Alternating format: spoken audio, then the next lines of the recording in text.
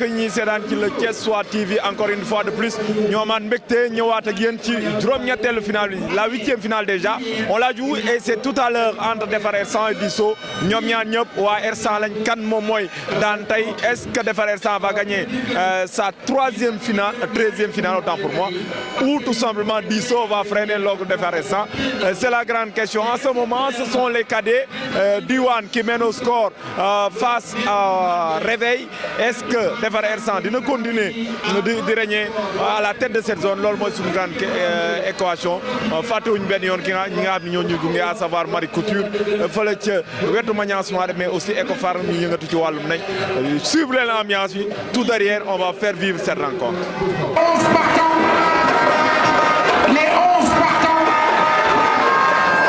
les 11 partants,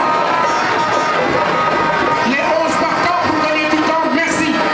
Defar R100 c'est maintenant aussi le grand final.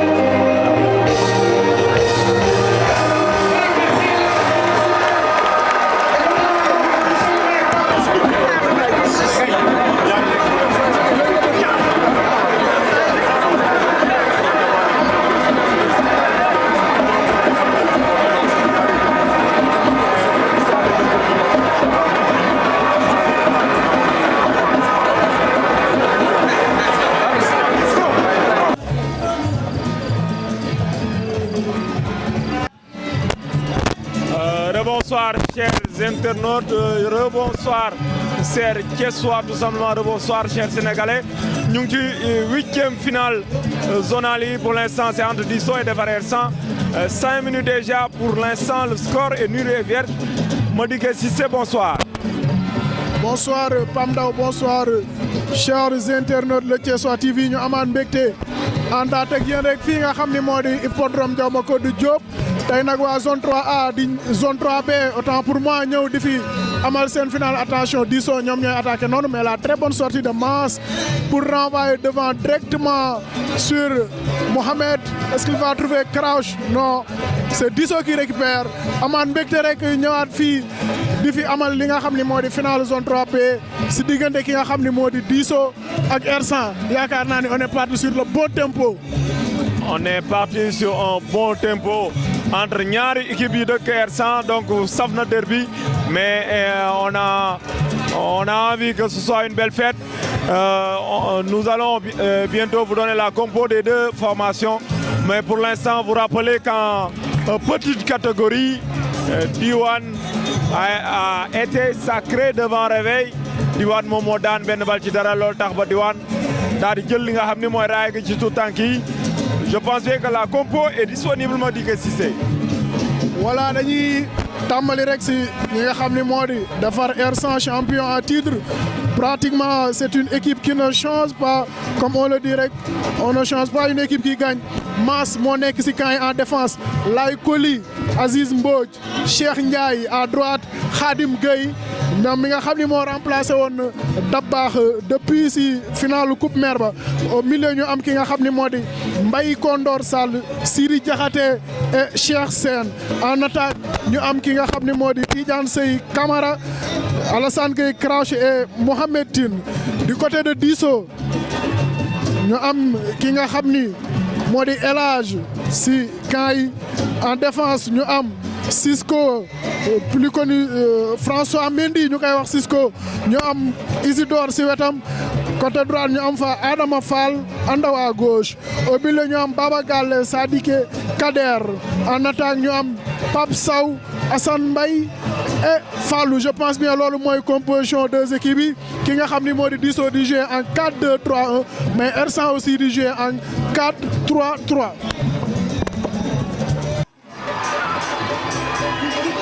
Voilà, Disso moom moo doon am sa première offensive mais malheureusement l'attaquant a buté sur Massa Mandiaye et c'est un coup franc pour defar R100. Long dégagement de Massa Mandiaye, plus connu sous le nom de Mass, qui trouve son ami Alassane Gueye Crouch. Attention, Disso aussi démarre très bien la rencontre. Équipe bu Disso bi joue sans complexe Madické Cissé. waaw il le faut parce que soo jàkkaarloo ki nga xam ne moo di defar R100 nekk habitué si li nga xam ne moo di final zonal laay wax sax donc il faut nga commencer bu baax laay wax sax sa rencontre pour le moment Disso il commence très fort parce que am nañ fi léegi demi occasion la attention ñu ngi joué côté gauche bi Khadim Gueye est-ce qu'il va centrer la tête de Baba Galle renvoyé c'est il récupère il lâche le ballon Mohamed Long Chandel la tête de Laye Coly qui renvoie le ballon ça instant bi nag box to box la ñuy joué nii parce que R100 mu ngi bëgg a monopoliser un peu le jeu mais équipe bi nga xam ni moo di Disso loolu lañ leen mayul fi mu ne nii moo tax ñu ngi joué box to box.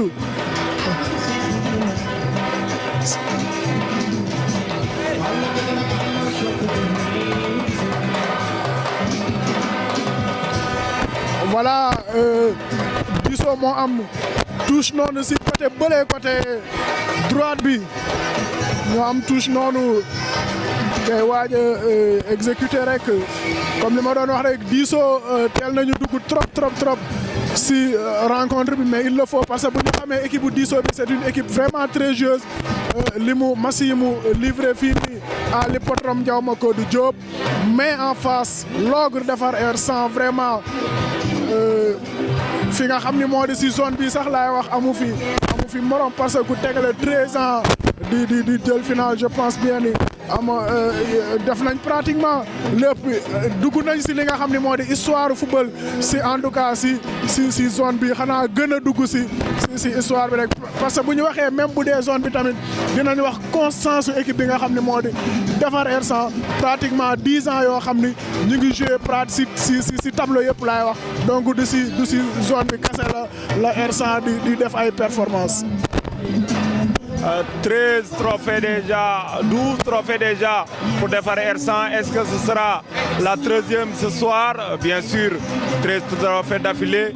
Le Moudjol Romona Lol et on va y revenir tout à l'heure avec ce long palmarès que nous a dressé le commandant Diagne. On le salue de passage, tout comme Maître Ousmane Diagne du côté de defar R100. Alors que du côté, attention, aussi Sidi Diakhaté qui va essayer de s'échapper, mais il est stoppé net.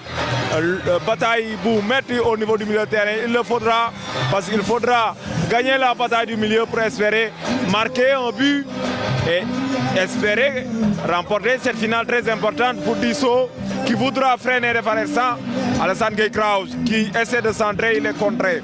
Attention, on suit. Ballon récupéré par les Verts de Disso. On va essayer de dégager en catastrophe. Finalement, l'arbitre central Bada signale qu'il y a faute.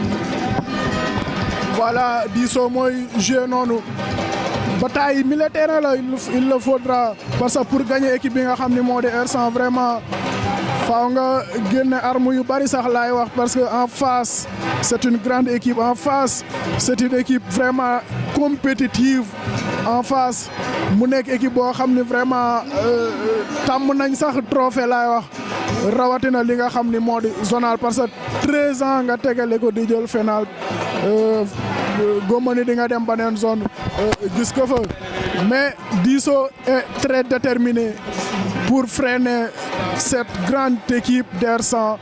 Tidiane Sey Camara essaie de dribbler son vis-à-vis, il passe, mais c'est un ballon qui sort en touche, récupéré par Adama Fall de Diso, le latéral droite, qui va exécuter cette touche pour essayer de trouver un partenaire.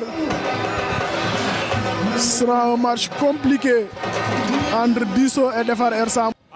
Longue touche d'Adama Fall, mais touche mal exécutée. Et ce sera au tour de Khadim, le remplaçant de Dabar Faye, qui va s'en charger côté Defar R100. Il cherche Alassane Gueye Crouch. Il le trouve. 1 contre 1. Est-ce que Khadim va centrer? Oui. Attention, on dégage en catastrophe. Crouch qui récupère, qui tire. Et Elage qui récupère la balle. À côté, il y a des supporters de Defar R100 qui sont en train de sautiller. Alors que il faudra patienter, mon gars. C'est très tôt pour marquer parce que Dissomi, la finale là, elle n'est pas là pour la jouer simplement. Elle est là pour essayer de le gagner et essayer de freiner l'ogre de Faresan. Tidiane Sey Camara qui est trouvé là-bas face à Adama. Tidiane Donodor Boussori, Elage qui laisse filer tranquillement en 5,50 m ou tout simplement en 6 yards. Du gardien de Diso, Elage trouve un partenaire. Voilà, dégagé en catastrophe par Aziz. Aziz vraiment avec Laïkoli qui forme la paire de cette défense de Defar R100. Très bonne défense même. Bataille au niveau du milieu de terrain, Falilou. Adama Ba, est-ce qu'il va dégager? Oui, il trouve la tête. Le capitaine, ballon en touche en faveur Cheikh Ndiaye qui va exécuter cette touche. Faute sifflée par l'arbitre. Di profito di leen joxaale li nga xam ni moo di trio arbitral bi. En central ñu am ki nga xam ni moo di Badara Fall ñaa moom mooy def tey arbitre central ñi ko accompagné assistant numéro 1 di Pape Magaye Gueye, assistant 2 bi di Moustapha Gueye, inspecteur de la rencontre tey nekk Souleymane Dramé. Tey ñooñu ñooy trio arbitral bi ak inspecteur issu de TP vraiment tout machallah ci ñaan yàlla aussi ci nga xam ne gàmmu gi leen jëm yàlla ci yàlla yóbbu gàmmu ñu fekke ko tere ko pour du ëllëg bi nga xam ne pour du ñuy def yëpp fan yi ci juróom-ñeenti fan yi ci jumaa yi yàlla nangu ñaan yi pour du ëllëg bi muy tëjtal burdu touche pour Amadou Ba. Long touche, la masse, est-ce qu'il va sortir? Non. Aliou Ba, la très bonne défense de Mbaye Condor, l'expérimenté. Mbaye Condor qui essaie de trouver Tidiane Sey Camara. L'arbitre ne siffle pas au jeu. Ballon mal négocié par Tidiane Sey Camara. Elage. Est-ce qu'il va trouver un partenaire? Il trouve Tidiane Sey Camara qui commence à entrer un peu dans la partie. Jaillissement de Mbaye Condor Sall, mais ballon récupéré par Diso. Touche en faveur de Defar R100.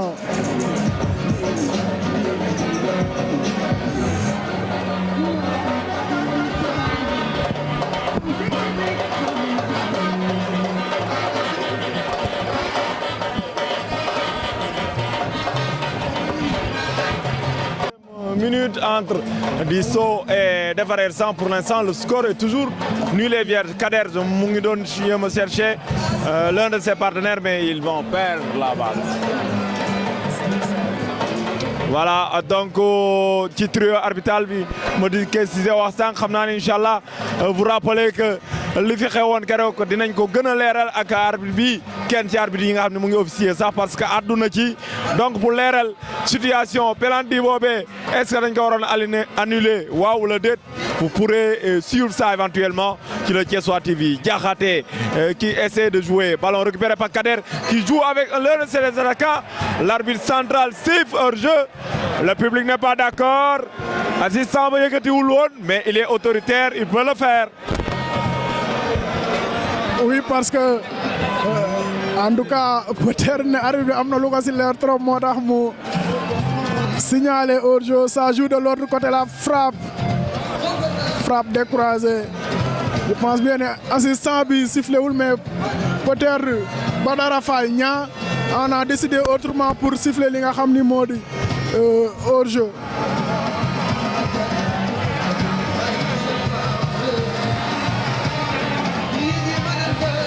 di leen nuyu rek yéen ñi nga xam ni ànd ak yéen le Thiessois TV El Hadj moom mooy waaja relance noonu rek pour essayer de trouver benn partenaire am peut-être Fallilou Dieng mais il trouve la tête de Sidi Diakhaté, un joueur d'ombre vraiment. Sidi Diakhaté très intéressant ce joueur là. Ça joue du côté de Disso. Kader Mbaye Kondor qui récupère le ballon, c'est Aliou Ba qui joue pour Kader. C'est de trouver Saïssa Mbeng moom mooy joué noonu mais la très bonne défense de Khadim Gueye.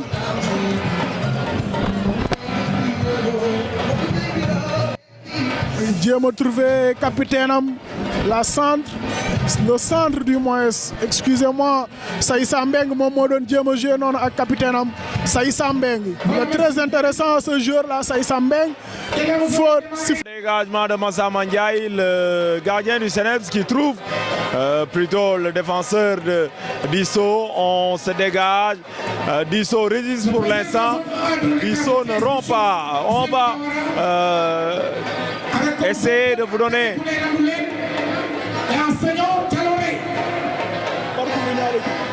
On va vous donner le parcours des deux formations ndax ñoom ñaar ñëpp ku ci ne def nga parcours bu am solo defar R100 jusque là amagul défaite parce que buñ fàttali ne moom moo jël li nga xam ni mooy raay bi ci coupe du maire bi alors que Disso moom naam am na défaite mais ils ont été très costauds pour ñëw fii.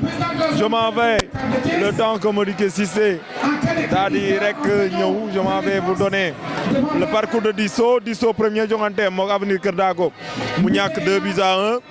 Deuxième match, Disso Dan Réveil 3-0. Disso gagné Djamoudou Doy 2-0. Et lors de la dernière journée, Disso a chuté devant Pays Coupe Serer 2-0. Disso donc se qualifie pour les quarts de finale et s'impose devant Ventous 2-1. Lors des demi-finales, Disso s'est imposé encore une fois de plus. Cette fois-ci devant Pays Coupe qu'il avait battu en phase de poule lors de la série fatidique des tirs au but. 4 tirs au but à 2 alors qu'à la fin du temps réglementaire le score était nul et vierge. Donc Disso s'est qualifié en finale et en face Modické Cissé y a defar R100 qui a fait un parcours sans faute même su fekkee ne match de nul ci bëccëg bu njëkk.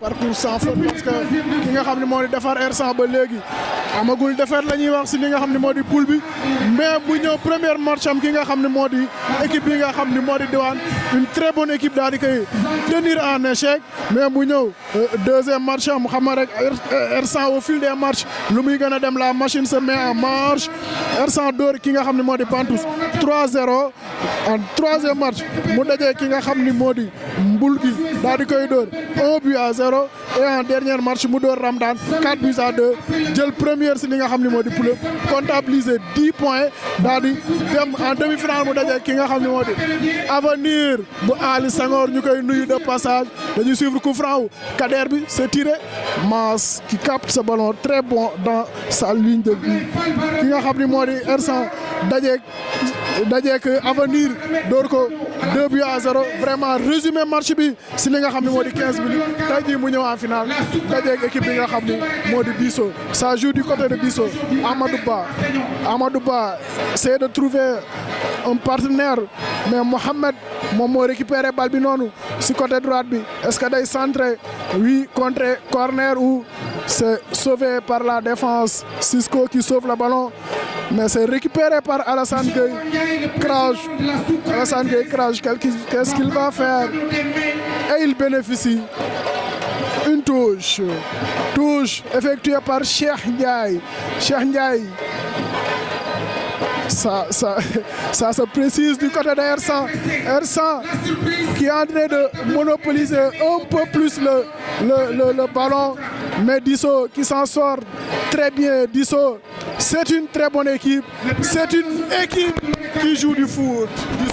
Joli geste de Vieux-Sène. Qu'est-ce qu'il va faire? Il va continuer et s'en mêle les pinceaux. Finalement, une autre touche pour les Blancs de Defar Ersan. Disso yaa ngay wax léegi seen entraîneur nag dafa mënoon football à Cissé moo fa ne. Il fait un excellent travail. Donc on le félicite de passage. On suit, on en revient au match. Cisco qui essaie de trouver Fallou Dieng. Ce n'est pas le chanteur. Celui-là, c'est un attaquant. Et Aziz Mbodj qui se défend. Disso joue la défense de Aziz qui trouve Sidi Diakhaté. Arbitre bi si jeu bi la bokk bu ñu fàtte loolu. Sidi Diakhaté qui essaie de trouver Mohamed, mais ballon récupéré par les joueurs de Disso. Aziz qui essaie de trouver lui aussi. Alassane Gueye crash. Dina ñëw rek si kanam si li nga xam ni moo di confrontation ñaari équipe yi. Est-ce que dina trouver benn partenaire am? Alassane Gueye crash. Alassane, la mauvaise sortie du gardien. Alassane qui protège son ballon. Jeu avec Khadim. Centre contré. Non, l'arbitre en décide autrement. 5,50 m pour l'équipe de Disso. Elhadj trouve la tête. waaw Mohamed moom moo permettre léegi nii ak ki nga xam ni moo di Tidiane Seye Camara.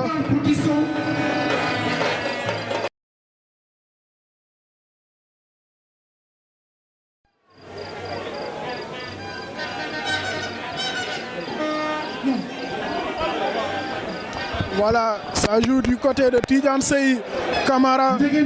L'arbitre siffle hors-jeu. maa ngi doon wax léegi ni ñi nga xam ne moo Defar Ersan peut-être que ñu ngi joué mais seen jeu bépp si ki nga xam ne moo di Cheikh Sène ak Tidiane Seye Camara ñoom la ñuy essayer trouver mais ba léegi liaison boobu moom la ñi nga xam ne mooy waa Disso daal di coupé pour le moment.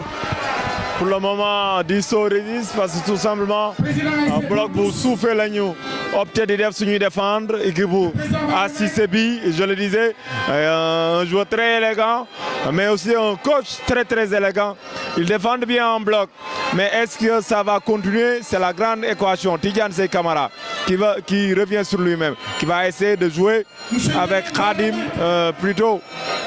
Ballon mal dégagé. Aziz Mbodj qui récupère. Il joue avec Diakhaté. Sidi qui perd le ballon. Ballon récupéré. Attention, on essaie de trouver Fallou Dieng, mais il est devancé par Mas. Mas qui va chercher et trouver. Attention, on va jouer à gauche. Attention, balle de... Oh, il n'a pas choisi. Deful le choix. Deful choix moo tax bal bi génn na. Finalement ballon dégagé par Ahmed, ballon récupéré par Mbaye Kondor qui perd le second ballon. Finalement ce sera un coup franc pour Disso qui va essayer d'avancer un peu plus. Merci. Au niveau de l'entrejeu, c'est Assane Mbaye qui s'en charge pour trouver Aliou Ba en face. Sidi Diakhaté le teigneux. Sidi Diakhaté le poumon de cette équipe, je peux dire même. Touche en faveur de l'ASC Defar Ersan. Cheikh Ndiaye qui trouvait Sidi Diakhaté. Sidi Diakhaté, très teigneux ce jour-là. Kader trouve Fallou Dieng. Ballon négocié par les joueurs de l'ASC Disso qui jouent très bien dans ces 20 premières minutes, je peux dire. Mohamed Tine, Mohamed qui s'échappe. Mohamed, là de la vitesse, mais il s'en mêle les pinceaux. Mohamed, récupéré par Adama Fall.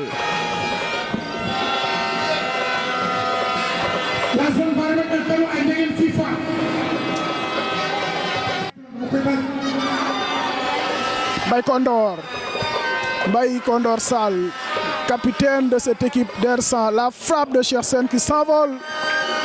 il n'y arrive pas les joueurs d'Ersan. De se relancer et de relancer son équipe.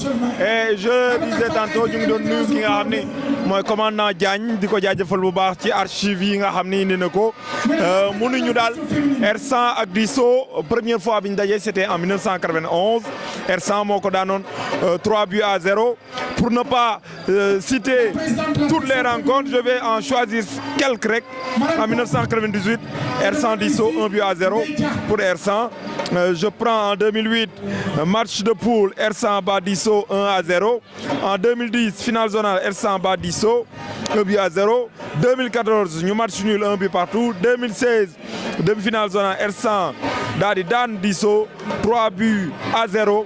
Donc ñu gis ne daal ci résultat yi ci ëpp entre Ersan ak Disso Ersan moom moo gagné ki nga xam ni moom mooy Disso di remercier commandant Diagne naam mu nga ca ba Kaffrine mais il suit de très près tout ce qui se passe du côté de Defar Ersan.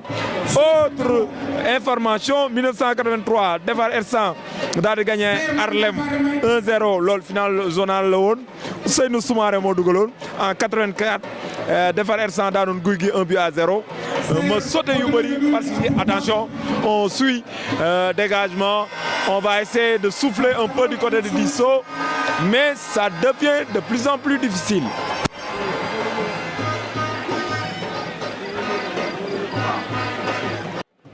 Quoi?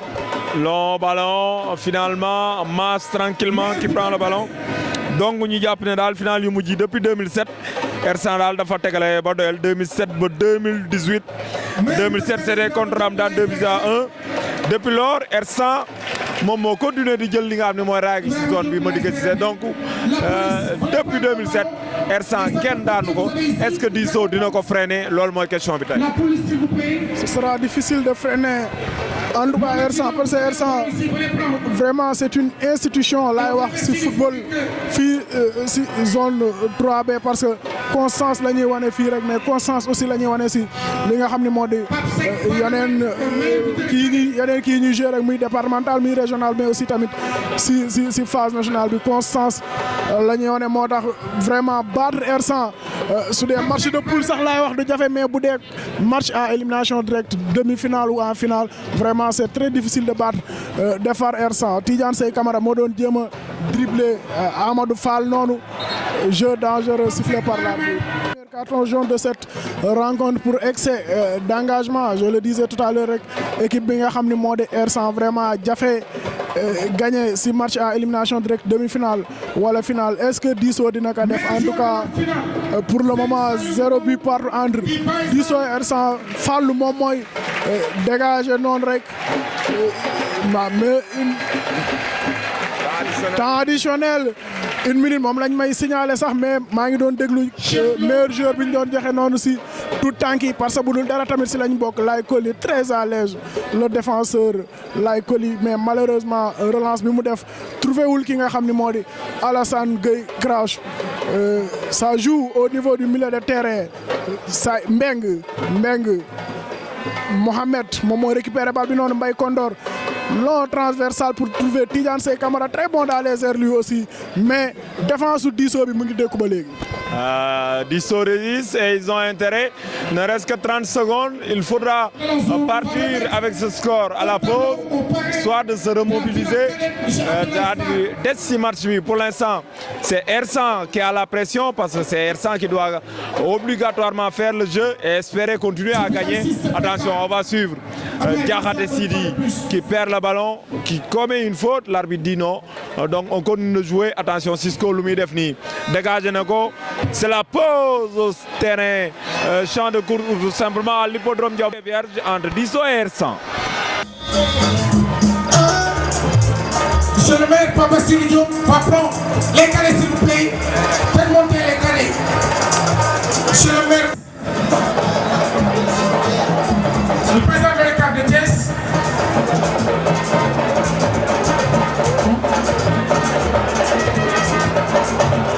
Monsieur Ablaye Fall.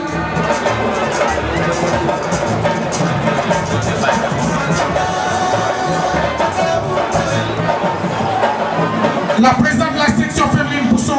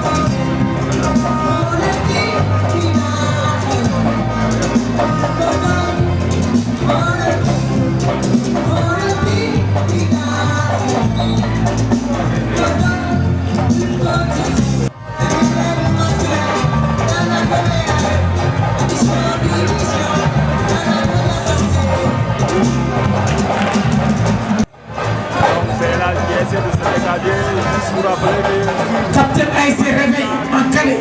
Pour l'instant nag il faut muy continuer ci défense